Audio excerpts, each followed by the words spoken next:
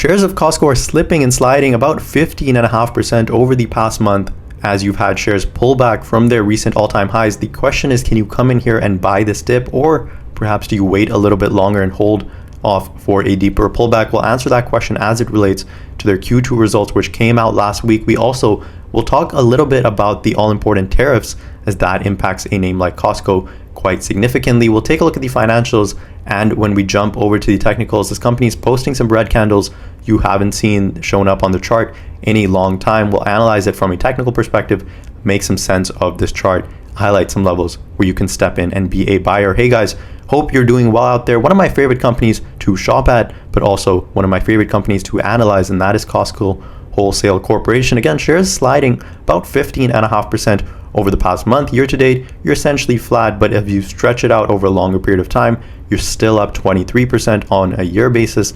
Over 5 years, you've done fantastic with shares of Costco up 200%, and not to mention the dividend that you get, which is just about 0.5% of a yield, at least at the current time. Keep in mind, this company likes to spit out special dividends as it stacks up cash on their balance sheet. We'll talk a lot about that as we get to the financials, but Q2 results came out at $63.7 billion. That was good for 9% growth year over year, beating expectations by about $600 million on that top line side. Now, the important figure with not just Costco, but all retailers, you look at Walmart, you can take a look at Target, you can even stretch this to basically the restaurant chains like Chipotle, McDonald's, Starbucks. The important figure is always comp store sales, otherwise known as comparable sales. It basically tells you what the same store last year was doing at this time. And well, comp store sales in the US were up about 8.6% once you strip out fuel and you strip out those foreign exchange swings. In Canada, even better, up 10.5% on those same store sales. Internationally, up 10% as well. And so total company-wide, you're up about 9% on those comp store sales. And well, you grew your revenues about 9% as well. And Costco also is in a growing e-commerce presence, so they're growing those e-commerce sales slightly faster at 22%. That's, again, impressive to see. But again, the comp store sales is really what stands out to me, and one of the most important pullouts from the retailer's earnings report is that it continues to take market share from its peers, including Walmart and Target. I believe Walmart posted comp store sales growth of about 4.5%. And so when you see Costco putting up nearly 9% comp store sales, at least in the US, well, that is a good sign that they are taking market share away from competitors. Now, the concerning thing with Costco that really has kept me out of the stock for a long time, it's pretty much the only reason why I don't recommend Costco as a buy today, and that relates to the valuation, which is stretching close to 54 times a price to earnings on a GAAP basis. As you look forward, still close to 49, 50 times a price to earnings multiple. Historically, over the past 10 years, you should pay closer to about mid-30s, maybe even as high as 40 times, 42 times a price to earnings. And so the expectation with Costco is you monitor this company, you put it on your watch list, and as the earnings, or rather the price to earnings multiple comes down, well, if it comes down below 40 times, that's a point where shares become very, very attractive. That's also when you'll see the yield meaningfully tick up, probably close to 0.7%. Anytime you can get that, well, there you have attractiveness in shares of Costco. Now, the important thing to note is the tariff talk. Certainly, they were asked a ton about tariffs on the conference call. In fact, about 13 times the word tariff was mentioned. And look, tariffs affect not just Costco, but also competitors like Amazon and Walmart and Target. And so that's why you've seen that broader sell-off in all of these names, including Costco as well. Now, one thing I do want to point out is Costco's customer base tends to be a little bit more middle to upper middle class. And so because their consumer tends to have a little bit more disposable income to spend, they might not be as affected as certainly a Walmart or Target's consumer base from an economic downturn, from a recession. The Costco consumer base can maybe handle that a little bit better. The other thing you have is during economic downturns and recessions, customers tend to turn towards value. And we all know Costco offers the best value in terms of the lowest prices. And so again, during an economic downturn where your consumers feeling a bit more of a pinch, they're likely to turn to Costco as they're looking for better and better value. Now, speaking of tariffs, they were again, of course, asked about that on the conference call. And one thing they did mention is it's a bit too early to know really the full impact of what tariffs will do. One thing they do know is that the member is probably as much focused on quality, value, and newness now than they have been for quite some time.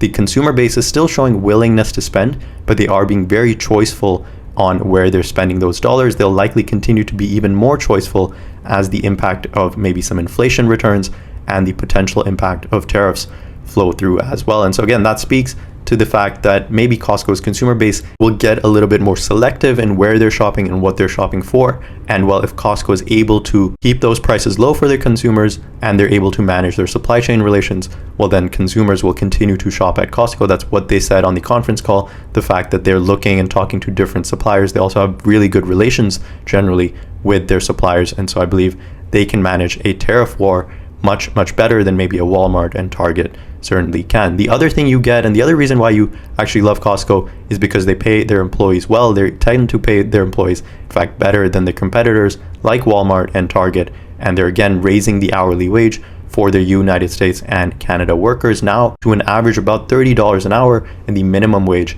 is increasing up to $20 an hour. So that is, again, good sign for Costco employees. Now, from anecdotal evidence that the business certainly wasn't impacted pretty much at all from tariffs or any other concerns in this most recent quarter, you can take a look at the number of cardholders along with the margin. So you see number of total cardholders increased from about 132, call it up to 140 million. You also had an increase in your paid memberships and your membership fee increase as well. On top of that, your margins continue to stay steady, in fact tick up slightly on a year-over-year basis, and then for the last 2 quarters up to nearly 11% on your gross margins. Last year you were about 10.9%. So look, certainly impact of tariffs and higher prices hasn't affected Costco in the most recent quarter, probably won't affect them for maybe another quarter or 2 at least. And when we get to the balance sheet, you'll see this company is taking on a little bit more inventory in order to sort of stock up for potential tariffs down the road. They also did mention that the recent membership fee increase, which took into place, I believe on September 1st, contributed about 3% to the membership fee revenue during the second quarter of 2025. So keep in mind, the membership fee hike affects consumers or their cardholders at renewal. And so even though they raised that membership fee in September 1st, it likely won't impact a lot of their consumers until that renewal comes up sometime later in this year. But when that happens, you'll see it meaningfully show up on the financials, because this company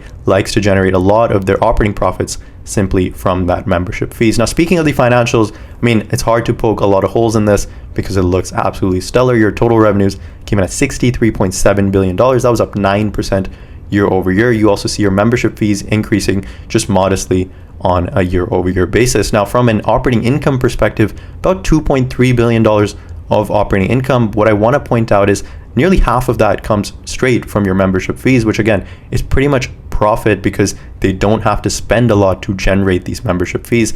A lot of their SG&A and merchandise costs is simply to make the sale, but the membership fee is pretty much a recurring software like margin business that pretty much flows down to your operating income. Similar story for the last 6 months, about $2.3 billion in membership fees, and about half of that makes up your operating income of $4.5 billion, which continues to increase about 10% on a year over year basis. This business is as steady as it gets, and they continue to show that in their financials. From a balance sheet perspective, a lot of things to like here. Your cash and cash equivalents went from 9.9, call it up to $12.3 billion. This company likes to stack on cash.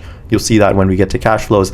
And what they do is eventually, maybe over a couple of years, when they have enough cash, they'll spit that out to the shareholder in the form of a special dividend. They did one, I believe, last year, and they tend to do it every couple of years when they have enough cash. This company is very shareholder friendly, and they don't like to waste a lot of capital in terms of that. Now, in terms of inventory, you see that went from basically 18.6, call it up to 18.7. So this company is still sitting on a decent amount of inventory. Now, keep in mind, they do tend to move about $60 billion in sales in a quarter. So about $18 billion of inventory is actually not that much, but keep in mind, this number is probably still a bit elevated simply because of that tariff talk and tariff uncertainty. And so they might be front loading some of that in their inventories. Now, from a liabilities perspective, you have about $8 billion in current liabilities, another, call it 5.7 in long-term debt. But again, you have close to $12 billion in cash, so nothing to be overly concerned with over there. Now, from a cash flow perspective, over the last 2 quarters, you generate about $6 billion in operating cash flows. Last year, you were closer to 5.4, so a meaningful tick up, again, about 10% higher on those operating cash flows.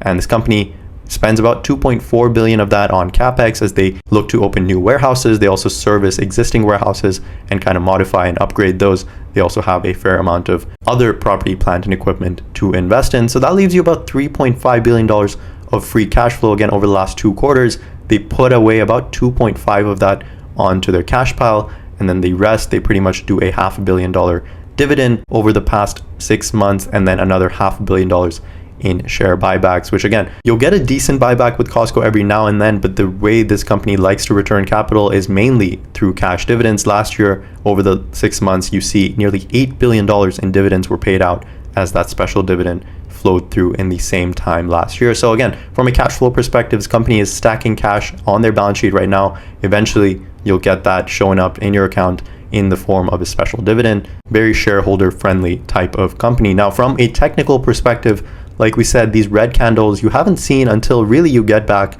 to the drop we saw in 2022. You saw some of these big red candles show up then. Since then, it's been all sunshine and roses over at Costco, but now you're once again seeing some of those big red candles show up as this company reported that earnings, and I think mainly tariff fears are spooking investors a little bit. So from a technical perspective, the first level, in fact, the first range where you probably should maybe step in or look to step in is actually at the low 800s. You have still about another, call it 8 to 10% in downside. I believe until you get to that point, you'll also maybe see some support as you rebound it from that level back in July of last year. But again, if you get deeper pullbacks in shares of Costco, that's when I would get more excited. That's when the valuation would also come meaningfully underneath 45, 40 times a price to earnings multiple. The first range is probably the middle of the channel right here at $700. Again, you stretch this out over a long period of time. This is a trend that dates all the way back to the 08 and 09 time. So this trend has certainly held intact for a really long time,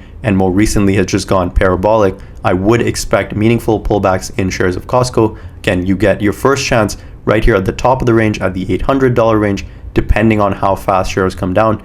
Further pullbacks in the 700 range, I think, are more exciting opportunities. If you get a retracement all the way back into the 600s, well, then you're absolutely stepping in and being aggressively a buyer in shares of Costco, because this company is super high quality. Their customer base is very loyal. They have very high retention rates as well. And this company tends to offer the best value both during economic downturns, but also when times are good. And so that's why their consumer base tends to be so loyal. On top of that, you have an employee base that tends to stick around because they continue to treat their employees well. So that was my take on shares of Costco. From a technical perspective, I would wait for further pullbacks. It would also line up with the valuation coming in, I'd say closer to 40 times in earnings multiple. If you can get this underneath 35 times, that I think, in my opinion, is a fantastic deal. That was my take on shares of Costco. There's certainly valid fears around tariffs and an economic downturn, but in my opinion, during a time like that, Costco tends to take market share from competitors, and it's a time where the consumer actually tends to turn towards value, which Costco is the best in the business in providing. Let me know your thoughts on this one in the comment section below. As always, thanks so much for listening, and I'll catch you guys in the next video.